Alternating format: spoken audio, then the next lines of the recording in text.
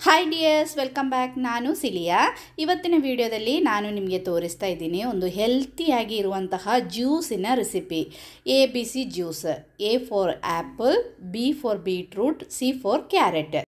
Video ನೋಡಿ ನಿಮಗೆ ಇಷ್ಟ ಆದರೆ ಲೈಕ್ ಮಾಡಲಿಕ್ಕೆ, ಶೇರ್ ಮಾಡಲಿಕ್ಕೆ, ಕಮೆಂಟ್ ಮಾಡಲಿಕ್ಕೆ, ಅದೇ ರೀತಿ ನನಗೆ ಸಪೋರ್ಟ್ ಮಾಡಲಿಕ್ಕೆ ಮರಿಬೇಡಿ. ABC ಜ್ಯೂಸಿನ ಫಸ್ಟ್ ಇಂಗ್ರೀಡಿಯೆಂಟ್ ಅಂದರೆ ಆ್ಯಪಲ್. ಈ ಥರ ಒಂದು ಆ್ಯಪಲ್ ತಗೊಂಡಿದ್ದೀನಿ. ಸೆಕೆಂಡ್ ಇಂಗ್ರೀಡಿಯೆಂಟ್ ಅಂದರೆ ಬೀಟ್ರೂಟ್. ಈ ಥರ ಒಂದು ಸಣ್ಣ ಬೀಟ್ರೂಟನ್ನು ತಗೊಂಡಿದ್ದೀನಿ. ಅದೇ ರೀತಿ ಥರ್ಡ್ ಇಂಗ್ರೀಡಿಯೆಂಟ್ ಅಂದರೆ ಕ್ಯಾರೆಟ್. ಇದೇ ರೀತಿ ಒಂದು ಕ್ಯಾರೆಟನ್ನು ತಗೊಂಡಿದ್ದೀನಿ. ಇನ್ನು ಇದನ್ನೆಲ್ಲ ಚೆನ್ನಾಗಿ ಕ್ಲೀನ್ ಮಾಡಿ ಇದರ ಸಿಪ್ಪೆ ಎಲ್ಲ ತೆಗೆದು ಕಟ್ ಮಾಡಿ ನಾವಿದನ್ನು ಜ್ಯೂಸ್ ಮಾಡಬೇಕು. ಅದಕ್ಕೋಸ್ಕರ ನಾನು ಇದನ್ನೆಲ್ಲ ಸಿಪ್ಪೆ ತೆಗೆದು ಕಟ್ ಮಾಡಿ ತಗೊಂಡು ಬರ್ತೀನಿ. ಜ್ಯೂಸ್ ಮಾಡಲಿಕ್ಕೆ ಇದನ್ನೆಲ್ಲ ಚೆನ್ನಾಗಿ ಕ್ಲೀನ್ ಮಾಡಿ ಕಟ್ ಮಾಡಿದ್ದೀನಿ. ಒಂದು ಸಣ್ಣ ಬೀಟ್ರೂಟ್, ಒಂದು ಸಣ್ಣ ಕ್ಯಾರೆಟ್, ಅದೇ ರೀತಿ ಅರ್ಧ ಆ್ಯಪಲನ್ನು ತಗೊಂಡಿದ್ದೀನಿ. ಇನ್ನು ಒಂದು ಮಿಕ್ಸಿ ಜಾರ್ ಅಥವಾ ಜ್ಯೂಸರ್ ಇದ್ದರೆ ಜ್ಯೂಸರ್ ಆದರೂ ಆಗುತ್ತೆ. ಇದಕ್ಕೆ ಮಿಕ್ಸಿ ಜಾರಿಗೆ ನಾನು ಇವಾಗ ಇದನ್ನೆಲ್ಲ ಹಾಕ್ತಾಯಿದ್ದೀನಿ. ನಮ್ಮದು ABC ಜ್ಯೂಸ್ ಯಾವಾಗಲೂ ರೆಡ್ ಕಲರ್ ಇರುತ್ತೆ. ಅದಕ್ಕೋಸ್ಕರ ಬೀಟ್ರೂಟನ್ನು ಒಂದು ಸಣ್ಣ ಬೀಟ್ರೂಟ್ ಹಾಕಿದರೆ ಸಾಕು.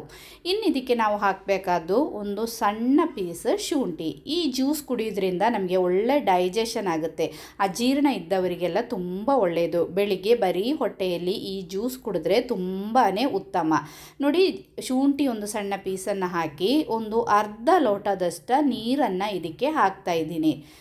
ಜಾಸ್ತಿ ನೀರು ಹಾಕೋದು ಬೇಡ. ಒಂದು ಅರ್ಧ ಲೋಟದಷ್ಟು ನೀರು ಹಾಕಿ ಮಿಕ್ಸಿ ಜಾರನ್ನು ಕವರ್ ಮಾಡಿ ಇದನ್ನು ನಾವು ಚೆನ್ನಾಗಿ ಬ್ಲೆಂಡ್ ಮಾಡಬೇಕು.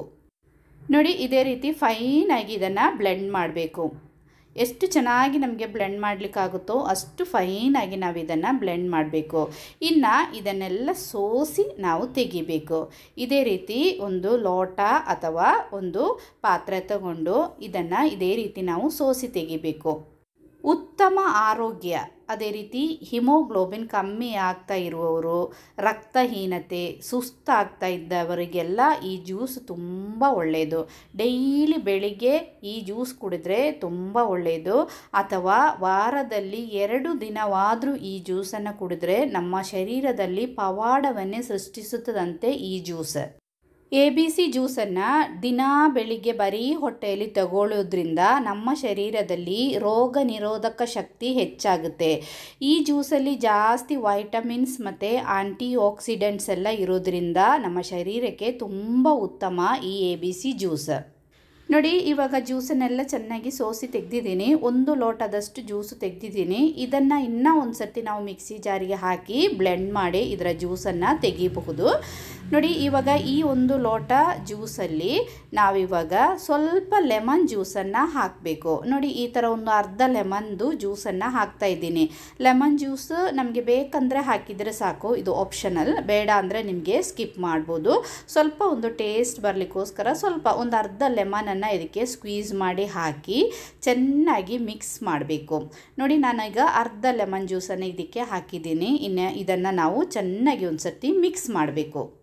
ABC ಜ್ಯೂಸ್ ಒಂದು ಆರೋಗ್ಯಕರವಾದ ಜ್ಯೂಸ್ ಆದ್ದರಿಂದ ಇದನ್ನು ಸಾಮಾನ್ಯವಾಗಿ ಮಿರಾಕಲ್ ಜ್ಯೂಸ್ ಅಂತಲೂ ಕರೀತಾರೆ.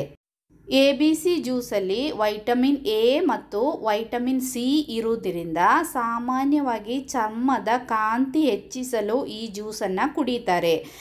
ದಿನಾ ಬೆಳಿಗ್ಗೆ ಬರೀ ಹೊಟ್ಟೆಯಲ್ಲಿ ಇದೇ ರೀತಿ ABC ಜ್ಯೂಸನ್ನು ಮಾಡಿ ಕುಡಿದ್ರೆ ನಮ್ಮ ಶರೀರಕ್ಕೆ ತುಂಬ ಒಳ್ಳೆಯದು.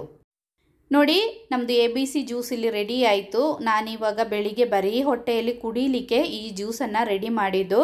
ಆವಾಗ ನಿಮಗೆ ಸಹ ತೋರಿಸುವ ಅಂತ ವಿಡಿಯೋ ಮಾಡಿದ್ದೀನಿ.